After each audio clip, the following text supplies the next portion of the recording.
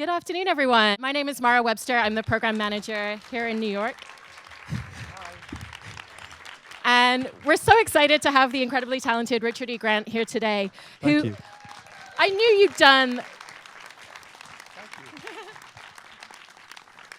I knew you'd done an incredible... Thanks for turning up. I knew you had an incredible body of work, but I was really surprised when I saw you've got over 127 IMDb credits across the years. I think they lie. Seriously, I think that some of the things that they've claimed that I'm in, I'm not. But thank you. Yes, I'm in 127. Not even including theatre. Richard has obviously had his incredible breakout in Withnail and I, appeared in films, worked with some of the greatest directors of all time, including Francis Coppola and Bram Stoker's Dracula, Robert Altman in The Player, Gosford Park, and is currently nominated for many awards as his incredible turn in Can You Ever Forgive Me, including a SAG award. Oh, thank you. I would love to start by talking a little bit about your early passion for storytelling, filmmaking, television, theatre. When you were growing up as a kid and as a teenager, what was the moment that you started to realize that your passion and interest in that was different to your friends and your peers around you? Thank you for the question. I'm still amazed anybody's turned up at this time of the day in the afternoon in New York. It's fucking unbelievable. When I was 7, because I've got... photographs of this in my parents' photo albums. I made theatres out of shoeboxes with cut-out figures stuck on lollipop sticks and painted scenery and a hole in the top of the box for a bedside lamp. So where that came from, I have no history of it in my family whatsoever. And then I started making glove puppets and then progressed to marionette string puppets, and I got them every birthday and every Christmas.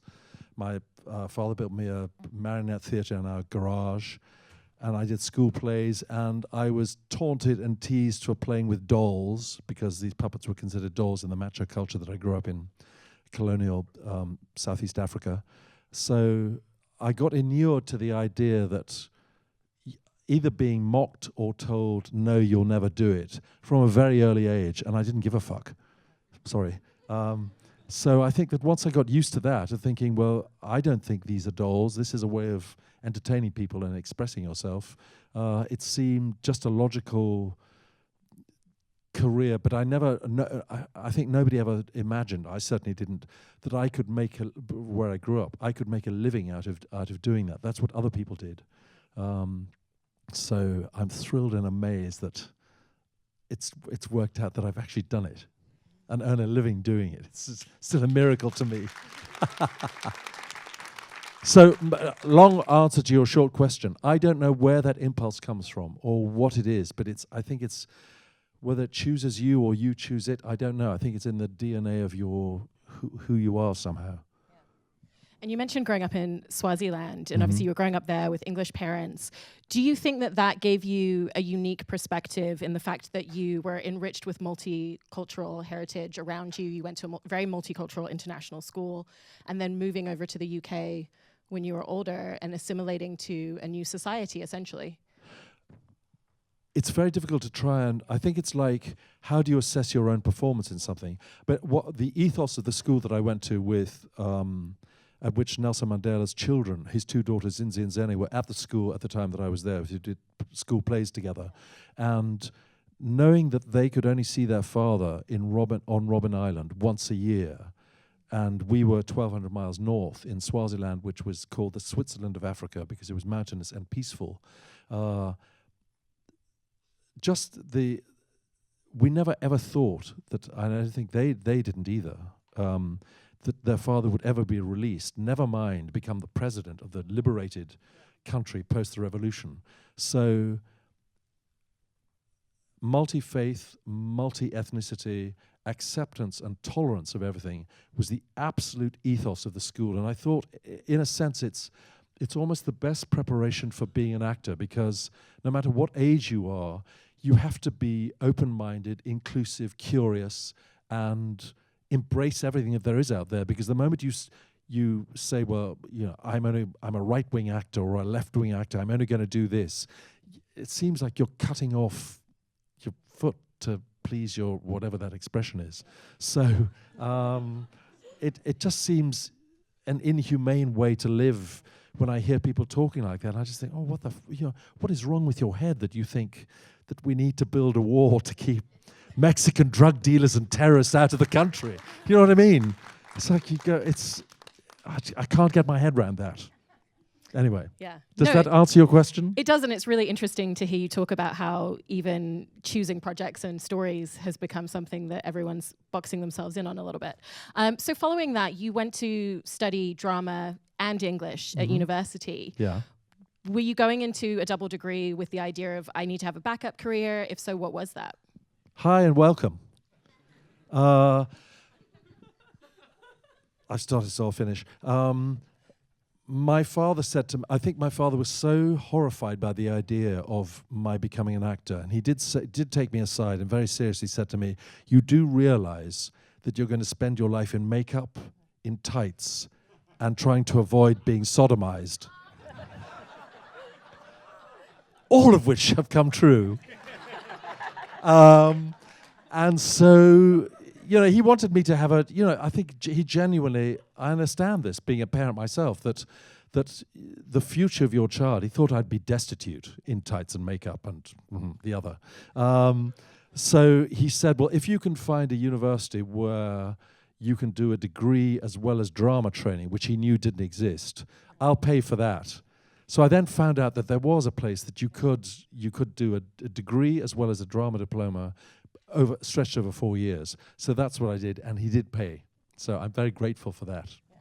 Having gone through training, do you notice do you kind of sense a difference? Can you tell when you're working against an actor if they've had that training or if they've just kind of gone with gut instinct? And does it affect the way that you go into a performance with them? Hand on heart, I don't believe that you can teach anybody to act. I think you either believe somebody or you don't. And I've worked with incredibly technically proficient and highly trained actors who, that's what I see. You kind of go, yeah, I can see, oh, that's wonderful the way you've done that. But do I feel anything? Do I believe it? No. And other people that have had no training whatsoever, and you go, oh my God, how do they do that? So, which is probably, I'm not dissing drama schools because I know and I get letters every single week from drama students in England saying, please, can you sponsor me $30,000 for my first year drama school? And I go, don't waste the time because you're going to be in debt and there's no guarantee that you're going to ever pay that money back if you take a bank loan or guarantee that you get a job. Just try and start doing wherever you can get a job or some kind of job, do that, because my experience of drama school is, yes, they can teach you movement and period dancing and fencing and all the things that you think are going to be vitally important for your career. But, when you go into a room, it's the first 5 seconds impression that you make that makes or break, whether somebody wants you or you look the right shape or size or, the Tootsie stuff. I can play tomatoes or whatever. It's so, I think it can give you a discipline, but can they teach you to act? I honestly, hand on heart, don't believe that they can. No, sorry if there are any drama training professionals here. It's a great perspective. And you started out. Oh, can I also add to that? Yeah, sorry. Absolutely. Anytime. At the end of my drama training, the professor of the drama school took me in for an assessment and said, I feel, you get 15 minutes at the end of your time. And he said, well, I think that this is what I'm outlining that I think you will have as your future. And he said, I think you'll be a director because you write and you've directed plays at the drama school, but I genuinely, hand on heart, think that you're not going to have a career as an actor. And I was like this. He said, I said, well, why? He said, you're too weird looking. You're pipe cleaner, tall, thin, as I was then, and you have a very long face like a tombstone. I just don't think you're going to register. And of course, the first movie I was ever in 32 years ago, Withnail and I, every single review in England said, tombstone featured, lantern-jawed, bucket, undertaker's assistant. So in a sense, he was right, but he was wrong because I got the gig, so fuck him. And all the while I was thinking, Donald Sutherland is over 6 foot, and he has a very long face, and Barbara Streisand has a very unusual face, and they've both done it, so fuck them. Yeah. I love it. That's fantastic advice.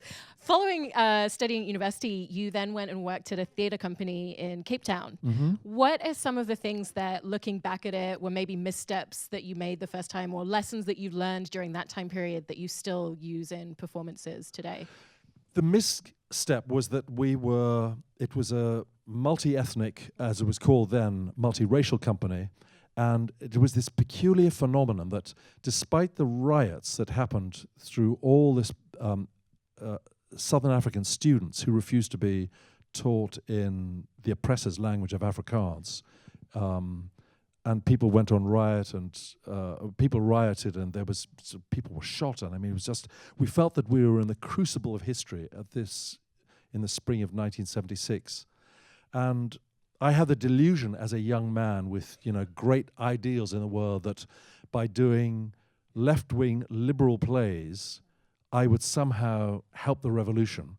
But of course, the reality was that even though we're a multiracial theatre company, in a theatre which was unique in that Athol Fugard and the late Yvonne Bryceland had set it up, in which people of all ethnicities were allowed to work together. But the reality was, at the end of the day, at the end of rehearsals, at the end of a performance, they had to go to segregated living areas, and you as a white person went to, even though it was student digs, it was immensely privileged compared to the black actors that we were working with. So, and the audiences that came were, I'm sure, like everybody in this room here, you were liberal-minded and already over to the cause. So I realized after 2 years of doing that essentially it would be the most right-wing militants of the white government in that country and the most left-wing militants of the African National Congress. When those two came together and fought it out, that's where the real battle was going to happen. It wasn't going to be in a liberal minority, artsy-fartsy bunch of people. So, people say that, even just making one bit of difference or doing something changes people's consciousness. But in that situation, I think that was delusional. But I know that has answered your question. Has it? It has, in a very interesting way that I didn't expect. So I appreciate it. Okay. What point did you go from there to deciding? There are all these reserved seats, and the poor reserves have not turned up. If people want to move into them, they can. Following that, what was the point at which you realized that you wanted to spend time pursuing your career in the UK? And could you talk a little bit about your early experience kind of trying to get representation, going out on auditions, and trying to really make this a career that would support you financially as well? Well, I came to London in 1982, just as the Falkland War was starting. So the country was sort of an upheaval, and Mrs. Thatcher was running amok and doing all this bandoliering, trying to be Churchill #2 in a skirt, and because her ratings had collapsed. And I was a waiter at a brasserie in Covent Garden for 7 months with a lot of out-of-work Australian actors, all of whom I managed to stay in the job as long as I did because I'm allergic to alcohol, so I didn't drink anything, and I didn't steal anything either. So these two things, for a waiter, I didn't realize were, that ticked you 2 big boxes, because they thought, well, he doesn't drink and he doesn't steal. You can stay working. Yes, they're obviously stealing drunkard waiters in our midst. And after 6 months of doing that, I thought, fuck this, I can't do this. I'm 25 years old. I've got to do something. So I got together with actors that I was working with. And at that time, which is hard to imagine now, there was a tradition in London of doing lunchtime theatre in pub theatres. So in a bar, you could do a play on a tiny stage like this, and people who were off work for lunch, pre the internet, would come and watch and pay, $50 or whatever. And from that, I then got an agent, and then that's how I started getting work. So it was, hand-to-mouth, piecemeal, the usual thing. I painted and decorated, drove people to the airport, did all that stuff. So, the most dispiriting, and I'm sure any actor in this room will know what that's like, is that I'd been unemployed for 9 months in 1985, and I'd done an improvised film for the BBC with Gary Oldman, before he was Gary Oldman. So I knew that I'd had that. And because it took 9 months to come out, I didn't realize that month after month, I would not get another job. So your self-esteem is so decimated by that, because if somebody says to you, what do you do? And you say, well, I'm an actor. And they go, well, what have you been in? What are you doing? And you don't have anything to say. You can see them just thinking loser, liar, written, in neon across their faces. So having that self-belief or faith to just hang in there, that's the part that drama school absolutely did not prepare me for. So being in the real world and having to do a real job was very salutary and brought me up sharp. So, of course, the day that it was a Sunday night transmission at the beginning of 1976, I'll never forget it, early January, this improvised film about advertising went out that Gary and I were in. And the next day I got an agent, and the following week I got to meet a casting director who then cast me in Withnail and I, simply because they'd been trying for 2 months to cast the part, and Daniel Day-Lewis, God bless him, turned the part down. Otherwise I wouldn't be here. So, luck and circumstance as much as anything. Yeah. So, having come through that period of unemployment and then playing a character like Withnail, who's an out-of-work actor. Best preparation. Were you bitter. Yeah. Yeah, yes, sorry. Were you ever nervous that life might imitate art following that? Yeah, I still feel that. That it is every part you audition for. I mean, I've just finished doing Star Wars, the final Star Wars one, and I self-taped for that. The point of what I'm saying is that I feel that you never stop auditioning. Certainly at my level of where I am in the industry, I accept that that's what it is. And my wife is a dialect accent coach, and she was coaching Donald Sutherland on a movie to do an accent. I can't remember what it was, 25 years ago. And I remember meeting him and saying, Mr. Sutherland, I'm Donald. I didn't tell him that I was sort of hero worshipped him as a young actor. And I said, at what age do you stop having to audition? And he said, no, you've got this all wrong. I said, what do you mean? He said, an audition is the possibility for you to test whether you want to work with these people or not. I thought, well, that's a mindset to go into. And he said, no, you have to think of it that way. I said, well, that takes a big leap of ego. He said, they should be so lucky to have you in the room. I said, I never feel like that when I go into the audition. It's all like, Jesus, they've had Gary Oldman's just before me and Zaz after me. I don't stand a hope in hell. He said, no, you use it as a chance to test them out and for them to test you. So it completely changed my mindset about auditioning. And so I've not happily, but I've accepted that is just part and parcel of what you do. That it doesn't matter what you've done before, how many awards or things that you've done, they don't really count, because somebody's on a new project and is probably half your age, at my age now, and wants to see if you can do what they want. Yeah. So I accept that. It's wonderful, and it's testament to you as well, because there's a lot of actors who've been in the industry as long as you have who refuse to audition sometimes for things. That astonishes me. And so you wouldn't have been cast in Star Wars if that was your mantra. Yeah, I think that and I know that there are agents who say, oh no, I would never make my client audition. And I go, why the fuck not? Because, I know that there's a Shelley Winters story when somebody said, can you audition? And she said, she took her Oscar out of her bag and said, well, some people think I can act. But, I understand that, but at the same time, I also, accept that everybody wants to feel that, you're working for them. So you have to, bend over and take it like a man or woman. The sodomy you mentioned earlier. Exactly. You also had the experience of being on the other side of it and working with a casting director when you wrote and directed a film based on your childhood and growing up in Swaziland, Wawa, which is a beautiful film. Congratulations on that. What sort of room and tone did you want to try and create in the audition process, having known what it's like on the other side of it? Kindness and compassion, more than anything, and giving people time so that whoever came in, even when I knew that I had already cast the part in my head and hoping that the availability of the actor would fit, but you go through the backups. And I also wrote a thank you card to every single person that came and auditioned, because what I find so annihilating is when you do an audition, if you're face to face with the person. I understand on self-tape, then you've never met the person, so there's no human connection. But if you've met the person and somebody said, I loved what you did, yeah, let's just try it like this, and you have 10 or 15 or 5 minutes with a person, and then you hear absolutely nothing, you have no feedback or follow-up. And I was told that in all the experience of all the actors that I did audition, nobody had ever done that.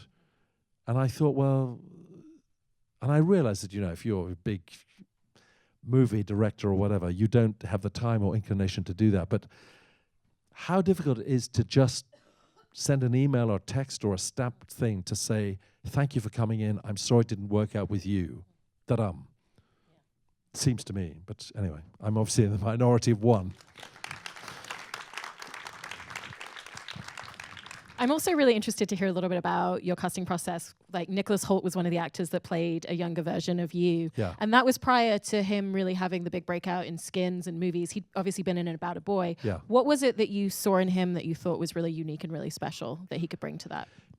He came in, and more than any other actor that had come in, he required the least amount of direction, and he was literally like a sponge. I saw him the other night at the Golden Globes, and he was 14 when I worked with him. So literally half his life further on to now being 28. And he seemed like the same person, unaffected by all the stuff. And I said, that's an amazing Calvin Klein suit that you're in. He said, it's borrowed. I said, what is it like being in... Because I'd never been in the Golden Globes before, and he'd been in the Oscars with Jennifer Lawrence and Up, Down and Sideways. And he said, it's all just, just fancying around a bullshit. It's not the real world. And he seemed so grounded, genuinely, about what the thing actually was. But to go back to your question, he listened in a way that was so acute and not doing a number or anything. Whatever I suggested to him, it was like blotting paper. He just instinctively reacted to whatever I asked him to do. And that is, I don't think you can teach that. That was just a gift. And I thought, God, if he's like this, then playing somebody that was my very dysfunctional childhood, he'd be perfect for that. And he was. And unlike me, he comes from an incredibly grounded, supportive, happy family, which I don't. Then once you were moving to being on set as this is your life. It is. You're going to end with my death, aren't you? It's like when you see those compilation tapes and you see yourself getting old, going younger and younger, and then you think, that's it. Curtains. Sorry, I've interrupted you. Not even close to being done. Once you were then on set as a director, obviously you've worked with amazing filmmakers, as I was mentioning some of them earlier. Did you notice yourself consciously channeling some of the things that you'd seen them do on set, or in the way that you would give notes to actors? That's a great question, thank you. The person I learnt the most from was the late, absolutely great in my eye, director Robert Altman. Yeah, I loved him so much. I worked with him 3 times on The Player, Pret-a-Porter, Ready to Wear, as it was called here, and Gosford Park. I was about to do another one with him, and then he died. But I had seen Nashville 27 times when I was a student, which you'll appreciate in the pre-internet, pre-streaming, pre-DVD, pre-video days, if you can imagine that, before you were born. That's a big commitment. You have to go and buy and turn up at a theatre 27 times to see a movie. And in those days, they didn't play for 20. Anyway, voilà. The way that he worked, he had a 2-tier salary system. So it was like being in the theatre. He loved an ensemble. He valued what everybody's opinion was. And he worked from a philosophy of that he was as interested in what was going on in the corner of the frame as what was going on center stage. So he'd have 2 cameras going simultaneously. Even if they crossed over in view, he'd just cut that out. So that you had to be in character at all times. So you couldn't ever do that almost instinctive thing that I've seen actors do, and I'm guilty of it myself, where everybody's on form for the master shot. And then when it comes to close-up, you can feel people kind of taking the back seat, dog going down a sand dune with their legs like that. And then when it comes to close-up, suddenly you get all this interest and stuff going on. You think, why the fuck didn't you do that when you were doing your offlines with me? So my point is that you never knew whether you were in close-up, wide, or whatever. So you had to be fully in the character and in the moment of whatever he was doing. He also crucially invited all the crew and the actors to see the dailies or the rushes every single night. So you felt that even because so much of work is cut in the edit, that at least the work has had an audience once of the work that's been done.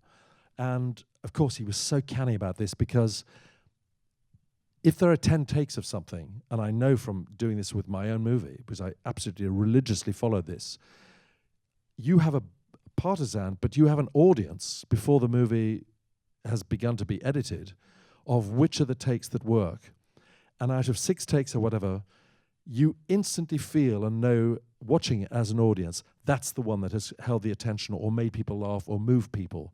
And that is invaluable in the editing process when you're sitting in a room 4 months later alone with the editor who hasn't had that experience, and you go, this is what the scene is, this is what's happening in the scene, that even though you've written it, you then rewrite it because you've been informed by what that audience has given you. And he also used to smoke dope every night, which I love. And he also employed musicians on every movie so that on a Sunday night, there was free entertainment. And I thought, this is really smart. Why doesn't everybody do this? So I loved him. Anyway. That sounds like an incredible environment. Have you... Oh, he also said, I was going to add, I used to say to him, he also called me E. Grant. I said, what am I doing in this scene? He said, I don't know. You know, you're the actor, you do it. And I said, well, what if I do something really badly? He said, I'll cut it out.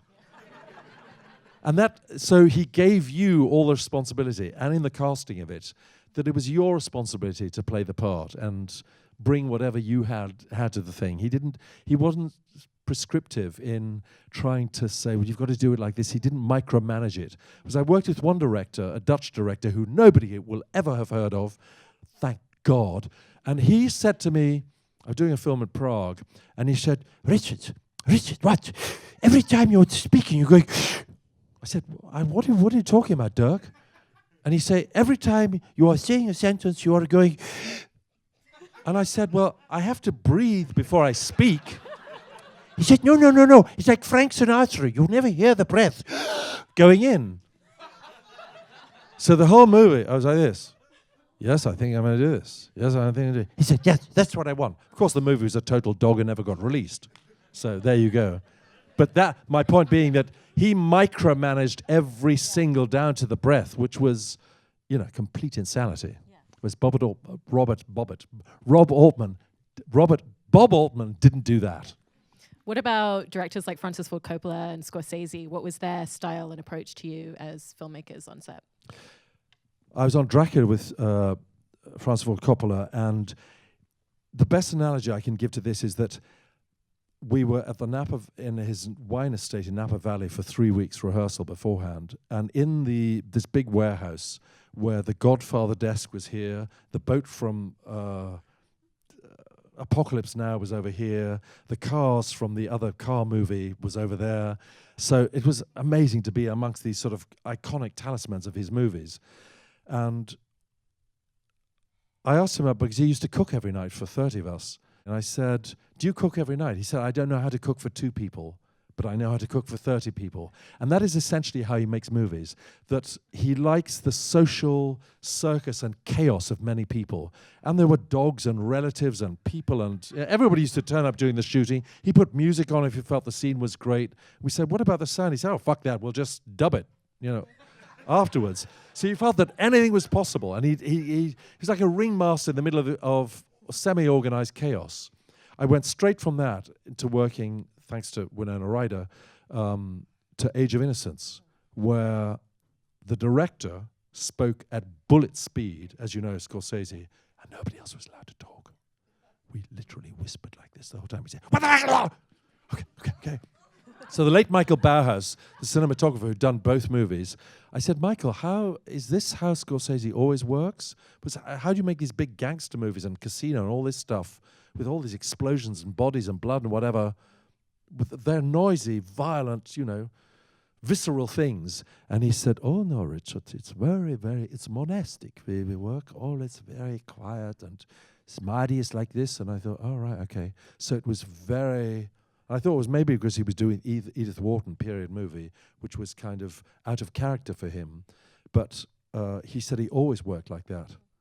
So I was very struck how different that was. But thank you for that question. I also had the great pleasure of watching a short film that you were in called Franz Kafka's It's a Wonderful Life that was nominated for Oscar short in the 90s, I think 95. And it won. And it won. For Peter Capaldi, the writer-director. Yeah. How did that come about? Because I feel like there's a fallacy sometimes with actors and filmmakers that you make a short at the beginning of your career and then you make features. You don't need to do the short. That's your calling card. So what was it that made you want to creatively do that short film, and how did you end up being connected with Peter? Does anybody know who Peter Capaldi is in this room? He was Doctor Who. Anyway, Peter and I had been friends for 20 years. He was doing an Agatha Christie play in the West End. Peter said because he felt so stymied and creatively, annihilated by being in an Agatha Christie play, being third killer or victim from the left, he wrote Franz Kafka, It's a Wonderful Life. Mixing Metamorphosis with the Capra movie. And I played Franz Kafka. So we did that, and we shot for a week, and there was no money. And then it won this Best Short Film Oscar in 1994. And he got a contract with the Weinstein brothers, who paid him a lot of money, for stage actor at that point, and greenlit a movie that he was going to he'd written and directed for them, and was flown over first class to New York, and they had a party for him in London saying, we've greenlit your movie, you just have to go and sign on the dotted line with Harvey and Bob in New York. And he got picked up by a limo from JFK, and the limo driver kept ticking over when he got out of the Weinstein building. And he said, no, you go away because you're going to be here for a few hours. And they said, no, I've been told to wait. So Peter thought, oh, okay. So he goes upstairs, meets Bob Weinstein. He said, we're not making a movie. So Peter started laughing. And he said, you haven't phoned me here first class and given me a party in London to do that. He said, no, your movie's dead. It's in turnaround. It's never going to be made. And you owe us this amount of money because we spent all this money on your movie. And Peter said, "What do you mean? When was the decision made?" He said, "Halfway through your journey across the Atlantic." He got back in the limo and was flown back in coach on the way back. And it took him more than a decade to psychologically recover from that bruising experience of, having got an Oscar, and his whole future as a director seemed so ready to happen. And then, of course, that script got put in turnaround and nobody would buy. Anyway, that's Peter's story. But so that's a very long answer to your short question. Anyway, wow. Mr. Weinstein is possibly facing jail and Peter's on the up. There's retribution. There's always a silver lining. It just might take 20 years. Yeah. And that wasn't never give up. That wasn't your final crossover with potential Doctor Who world. So you've been involved in Doctor Who in a variety of different facets, voicing an animated series, also as part of a comic relief special. The comic relief special was really interesting to me. So it's every year in the UK, I think they've launched it over here now, and it's basically a whole evening of entertainment to raise money for charity. And they put together an entire kind of standalone but comedic episode, but it was very much in line with the actual show. Were there producers and writers from the show itself that were involved in the creation of that to make sure that it was kind of not making light of or making fun of the show in a way that they didn't feel was appropriate? Richard Curtis, who founded Comic Relief, wrote this spoof script of this mini episode in which there were 9 doctors, including Joanna Lumley, yeah, Jim Broadbent, Hugh Grant, Rowan Atkinson. Exactly, all of them. Please answer your phone. It could be your agent. Seriously. I'm always on the alert. Richard Curtis, who wrote Four Weddings and a Funeral, he wrote the spoof script and obviously got permission from the Doctor Whovians to do that. So that was as much as was couple of hours in an afternoon that I can't even remember till you've mentioned it now because I'm so old. And then how was your experience when you came into the actual series itself and you were playing a villain on it, knowing that it's such a revered and part of the kind of the cultural institution in the UK? Well, I'd loved Matt Smith. I'd seen him in a play called That Face when he was 19 years old at the Royal Court Theatre. And everybody around us knew that Polly Stone, the writer, had a big future and that Matt Smith just had that, whatever that thing is, that you just wanted to watch him. So it was amazing to meet him then when he was a kind of, wide-eyed ingenue of, oh, do you think I'm going to have a future kind of thing, to then being on Doctor Who, where he was sort of globally known from playing that iconic TV character. So it was a Christmas special and I played somebody who didn't smile. So my tombstone features came into good use at that point. But I don't really remember very much about it at all. But I know there are people who are fanatical about it. In the exact same way there was Star Wars, my wife said to me, hand on heart, she said, I've never seen Star Wars. I will never see it, even though you're in it. And I don't care who you're playing. When I said, I can't tell you who I'm playing because I'm under strict rules. She said, well, if you tell me, I won't even remember. So it seems to me the world is divided up into, the Star Wars and the Doctor Whovians who are fanatical about this, and the rest of the planet who couldn't give a flying tinkers. Yeah. Like, you're going to be talking about Star Wars until the day you die after being in the film. Okay. Yeah. Because you're always, the same as Withnail, you're always going to be asked about it by people who are diehard fans. All right. So I would be remiss if I didn't mention, sadly, what is one of my favorite movies, which is Spiceworld, the movie. Oh, I loved it. Oh, there were so many snooty actors and reviewers who said, oh my God, you're beneath yourself. And I said, my 8-year-old daughter was so mad keen that I do Spiceworld the movie. I just turned 40. They were all 20. They just invented Viagra. Not that I've needed it yet. And it was like the best living Viagra you could have, to go to work every day and have these 20-year-old incredibly, exuberant young women grabbing my bum and kind of going, come on, old Rich. It was just fantastic. And the fast forward of all that is, I made so much money out of the movie because I was on a good residual deal for once. And who knew that 25 years later, somebody called Lena Dunham would write 4 episodes of Girls for me to be in because of being in Spiceworld, the movie. And Adele, with whom I share a birthday, but not the same bank balance, sadly, sent me tickets to go and see her show that was all sold out because she was a Spiceworld fanatic. So, fuck 'em. Yeah. I know that you ultimately did the film because your daughter was such a diehard fan and wouldn't let you turn it down. But I'm very intrigued because the tone of it's very tongue-in-cheek and it's kind of winking at the audience all the way through. How was it pitched to you? What was it that they told you about your character and the way that they were going to present the story? You will be the manic manager of the Spice Girls and you will have 6 body form-fitting satin suits. I said, what's not to like? And I said... And they also paid me a large bosh of money, so I said yes. And what was so hilarious is that on the first day they had 5 huge Winnebagos, for each of them, and the biggest one that I've ever been in. And by lunchtime they said, we don't want to be in these things. I was thrilled to be in mine. You sort of look down there, hello, ho, ho, ho, ho, ho, ho, ho. I could invite people around, and that lobster on the food cart the first day. I thought, they're spending big bucks on this. And all the Spice Girls got together and they were in one Winnebago because they wanted to share. So they saved a lot of money by getting rid of the other 4. And they said, Mr. Grant, would you care to get... I said, no.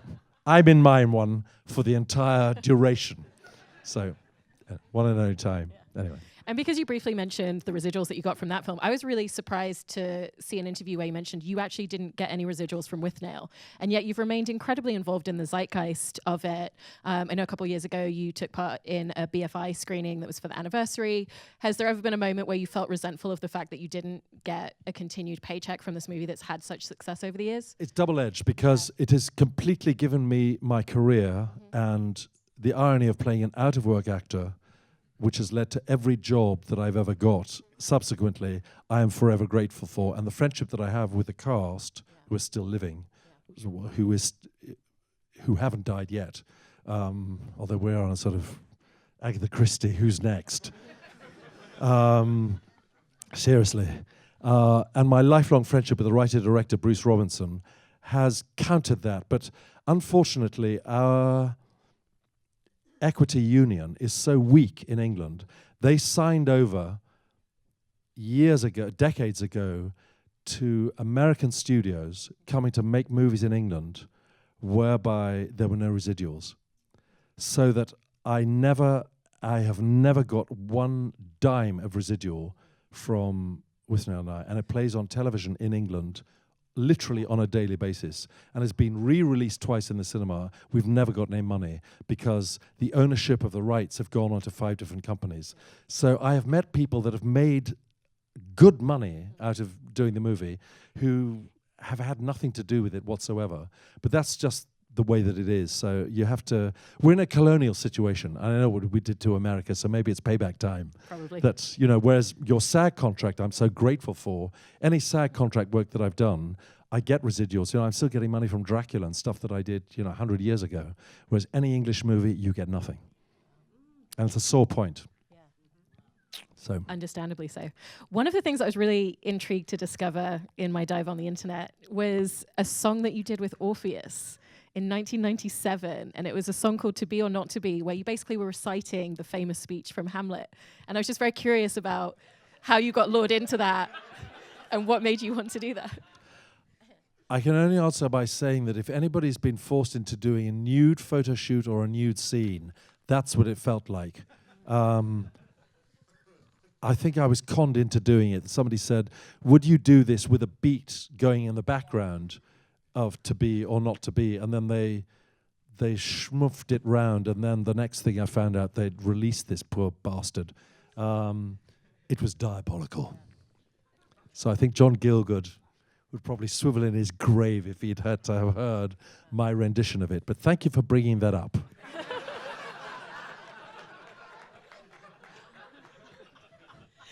Some of the other things I thought were quite interesting to discover are some of the TV series that What you've else done. have you got on there? I'll just leave it on the Getting chair. verklempt sitting here thinking what you're going to come up with next. Do you always feel that way when you're being interviewed? When you bring up things like that. That's a first. That's a first for me. Yeah. Okay. I was very interested watching Richard E. Grant's Hotel Secrets, a series that you did where you traveled around many different countries. What I liked about it in the couple of episodes I was watching was that you used it really as a vehicle to tell stories about space and the people that you interviewed. How did that entire project come about, and what did you want to bring to that storytelling? Because I don't think it's ever shown here. It was a series called Hotel Secrets, made for a Sky Atlantic television channel in England, whereby it was the jammiest job ever, as you can imagine. I was sent round to the most expensive hotels on the planet with no script and given free rein to interview anybody that had a story connected to the hotel. So I interviewed everybody from Heidi Fleisch in Nevada to Donald Trump in the Trump Tower before he was the president, which was something else. I'll never forget the smell of Elnet hairspray as he came into the room. Oh, my God. And because I'm a nosy Parker, I was given free rein to ask any question that I wanted. So it was unscripted, and I got to stay in the most luxurious beds on the planet and get paid for it at the end. It was the jammiest job ever, and we did 2 series of it, and they changed the commissioning editor, and so that was the end of it. Yeah. Anyway, it's endlessly plays online on YouTube and stuff, so people think that I'm still in these hotels. Living in them forever. And another thing that you hosted for a couple of years was the Penguin podcast, where you brought on different musicians and authors, and they would kind of select objects that had informed them creatively in storytelling. Uh-huh. What was it that you thought was so interesting about having people come talk about objects, and what importance have they had on your creative career, if any? I think that more than anything, if you speak to,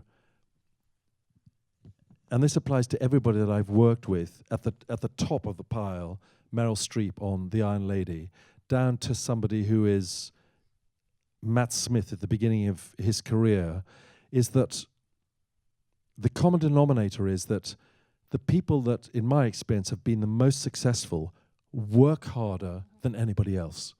They put in more and they bring more.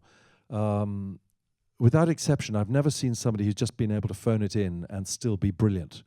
They've always, even though the work may not show, they're there first and they leave last. And when I was interviewing authors for their books or musicians, this same thing came out. And I was very struck by New York-based philosopher, writer, journalist called Malcolm Gladwell, who's written Blink and various books of essays. And he wrote one, I think, called Tipping Point or Success, in which he tried to scientifically break down how somebody became an overnight success. And he took the Beatles, for example, and various people that have been successful in different industries and aspects of life. And he said, essentially it boils down to somebody has put in 10,000 hours before they became an overnight success.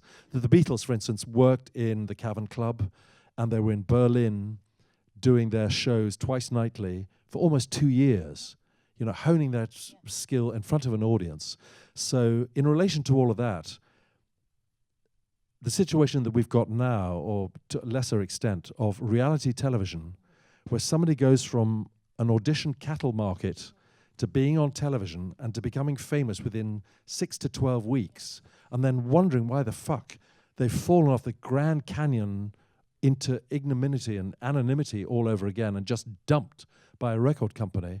Nothing prepares people for that, because it seems to me that if whatever you call this invisible thing is talent, if that is worked and you've put in the 10,000 hours, there is a good chance that is going to have a payoff.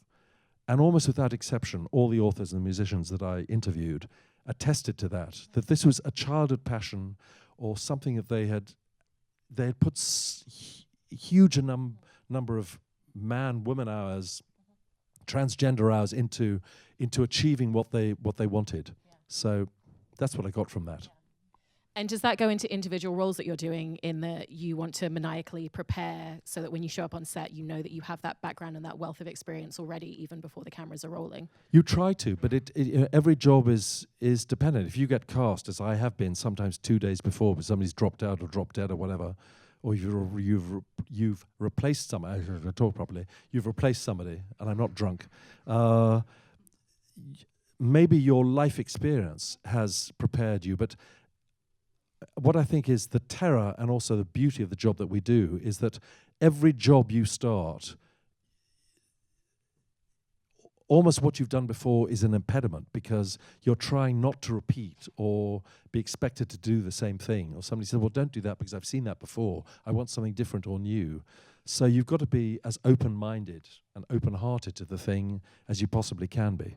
So I don't know that preparation in that sense really does affect you. And I know that in the case of Can You Ever Forgive Me, has anybody seen that movie in this room? Oh, okay, thank you. Well, you'll appreciate this, that I met Melissa McCarthy on a Friday, the 20th of January, 2017, and for 2 hours, and we started shooting the story of this platonic, interdependent relationship on Monday, 2 days later.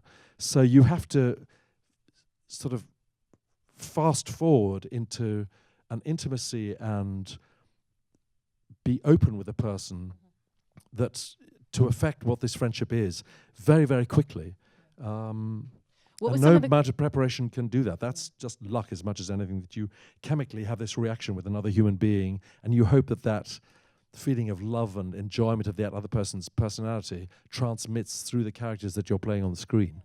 What were some of the conversations that the two of you had on that first day when you met, knowing this is our only moment to really do this before we're doing it for the cameras? Well, I saw her at the Golden Globes where she had a couple of scotches, and she turned and said to me during one of the commercial breaks, she said, do you know that before I met you on that Friday, I thought that you would be a really snotty, very serious, uptight, long bitch face, resting face that I have, that you would be somebody that was, cold and remote and technical and all these things. I said, well, why don't you just stop me being cast?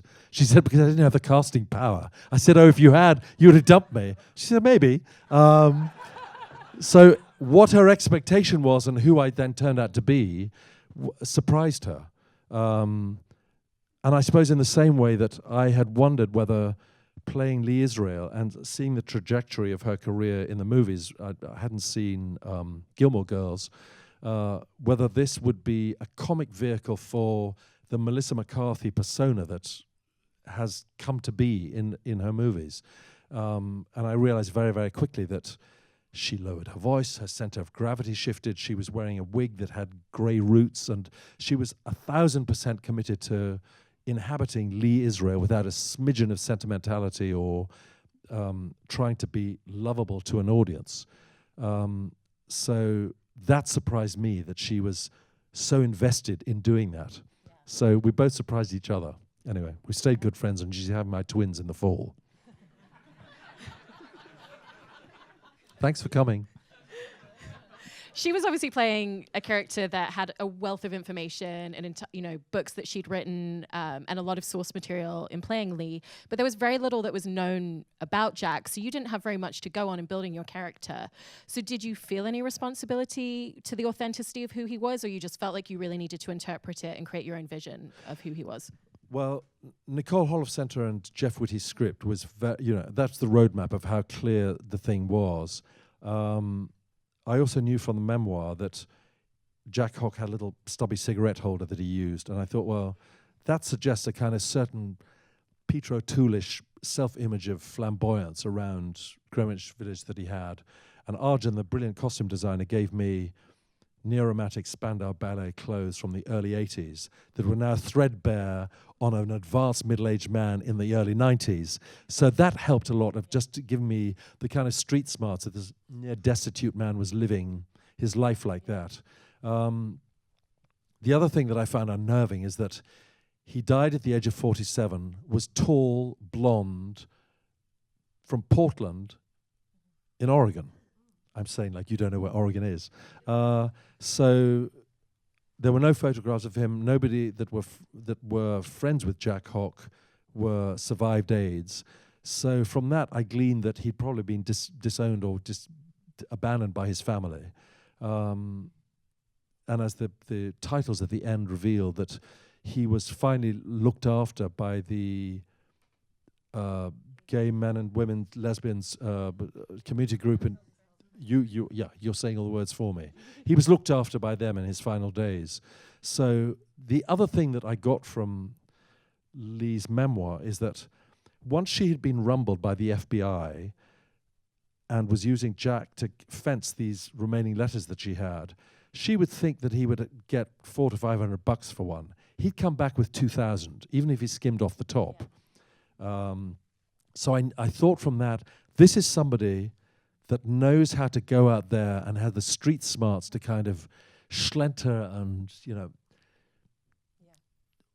weave his way around people's pockets and hearts. So that gave me a feeling of confidence to try and do that as much as possible. And how much did the locations help you in terms of character and story as well?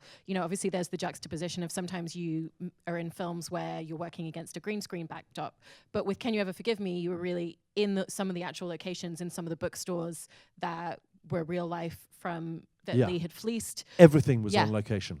And all the bookstores that we used, many of them were the places where they had actually committed their fraudulent activity. So, there's nothing. I'm obsessed with smell and taste and texture of everything. So, to go into a bookstore, especially as they're now, rare commodities, the smell and the feel and the just everything about them of being going onto a shelf and taking something out and not knowing what is in there, and the squeaky floorboards and just the whole atmosphere of them is so unique and right up my street. So I thought, we are walking in the footsteps of where these people actually lived and operated. And most especially being in the Julius Bar, which is the oldest gay bar in Manhattan, needs to tell you, and that it looked as it did look in the 90s when they were there, and sitting in the seats that they sat in, you felt like you kind of were being as authentic as you possibly could be to people that had lived and honoring their memory. And the fact that the Julius Bar was so generous in allowing these two reprobates to be filmed in their bar, I thought was a measure of their generosity and acceptance of, two people that were regulars there that it had now passed. Was part of the appeal of the film that it's very unusual to have a film in this from Hollywood in this day and age that has one LGBTQ lead, let alone two? There's nothing, it's not about their romantic lives. That's just a facet of who they are. The story is actually about their lives as a bigger whole. Was that part of the appealing aspect when you first read the script for it? I love that. I thought that was such a smart thing, that they are who they are. There was never an issue made, I've said this before, and I don't mean to be rude about this, but there was never a point in the screenplay or in Marielle Heller's wonderful direction where Maria Callas or Judy Garland were coming onto the soundtrack to kind of go, this is what you should feel here, folks. It was just, that is who they are. The fact that she was lesbian, that he was gay, seemed just, there was no explanation, it was just who they are. And I loved that about it, because I thought that was such a smart thing, because it meant that you lived or you identified or didn't with their loneliness and the relationship that they formed. It didn't have anything to do with the kind of label of who they were, and I thought that was really smart. And it's more of our time than if this movie had been made 15 or 20 years ago. It would have been very different. And the film was shot in an incredibly short amount of time, in just about 6 weeks. Are there certain 26 days. 26 days. Are there certain things when you're shooting on such a short schedule that cause challenges for you? Maybe you don't have the time to do more takes if you want to, but is it also freeing at the same point because you just have to get on with it and keep going? Well, that's the gift of Marielle Heller, who lives in Brooklyn. And she always, during the first thing in the morning, she would set up that the crew would be, sent to breakfast, and whoever the actors were in the scene would rehearse it and find whatever they thought the scene was, even if it took sometimes 2 hours to do that, and then bring the crew back. And people would get slightly grumpy saying, what the fuck, we've been waiting. But the payoff was that because we then knew exactly what we were doing, they could see it in one rehearsal, so it meant that the shooting of it was much quicker. And unlike a movie that has big crowds or special effects or car chases or stuff that takes up so many movies now, there were never scenes that had really more than 2 or 3 people talking to each other. Yeah. So that limits how much you can shoot the thing. You don't need cranes and dollies and CGI and green screen, all that stuff to do it. But you're dealing with talking heads. So we never, ever felt rushed. I'm sure that the producers were pulling their hair out and going, oh, we're never going to make this in time. But Marielle Heller, who wears her authority so lightly and is so open and collaborative and nurturing, all the things that you long for in a director, she created an environment where we felt there was always time to do it. One of the things I'm intrigued about as well is a lot has been made of the fact that Melissa McCarthy is playing an unlikable woman. And that seems to be a thing that comes up a lot. People watch The Favourite and they're like, oh, these women aren't likable, but we like watching them. Yeah. And that's become a big conversation in entertainment and in film particularly recently. You mean if Michael Douglas was playing the part, there'd be no problem. He was playing a curmudgeon or Jack Nicholson. We'll bring it up. But what I'm actually interested about is that I think what's great about it is it shows that we're getting more rich female characters on screen, and that is shifting and changing in Hollywood. Has that made it more interesting as a male actor getting to play against these types of characters instead of characters that used to be a little bit more two-dimensional? Yes. If you appreciate the difference, I had just a couple of months before I started this film, I was on Logan opposite Hugh Jackman and 300 guys. It was shot in the South, and it was so testosterized. People were getting up at 4 a.m. to go to the gym, and they had arms bigger than my thighs put together. There were stunt guys, and there were cranes and trucks, and I was like, fuck this, and it was all that was going on. As you can see, I'm a sort of pipe cleaner girly boy. I didn't really fit into that world. So going to a female-dominated crew, co-written script by a woman, female lead character, female director, female producers, it felt like you really were nurtured and looked after and all of that stuff, which is not to say that you were mothballed or cotton wool.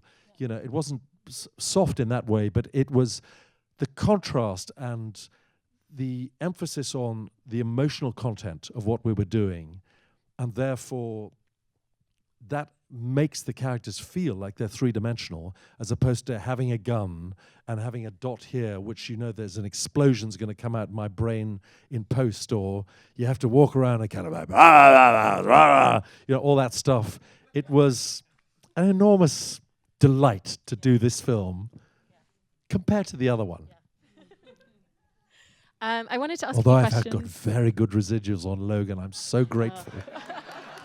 For my older age. You learned about the residual game as Yeah, well. and Hugh was fantastic. You know, he's absolutely wonderful to work with. Yeah.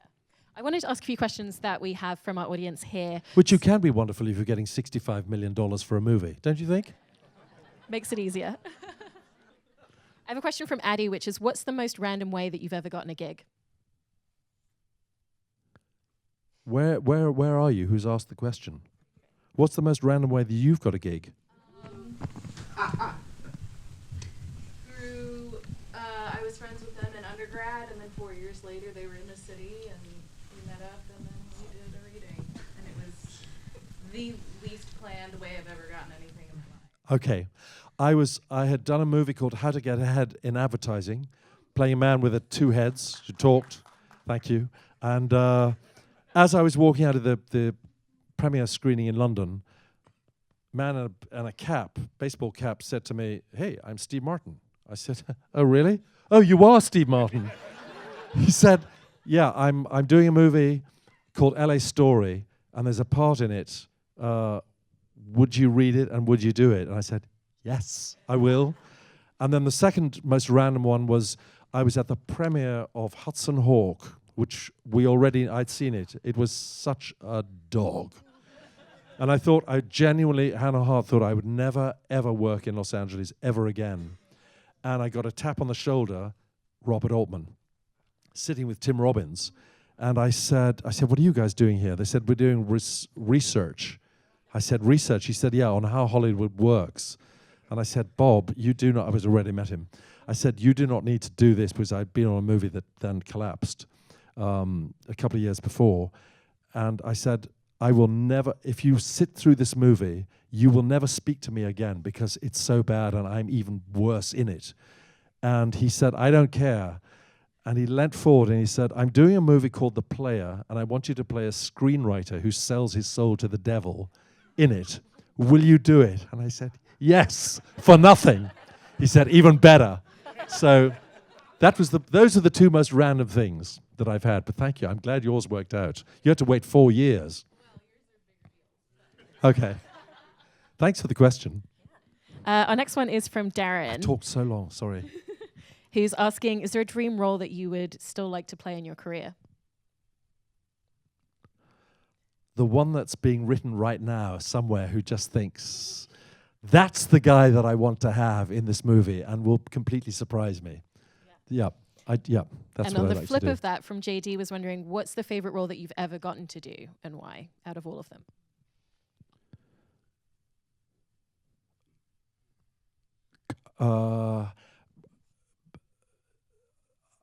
What I find watching myself in something so excruciating that I never believe that I'm going to get another job.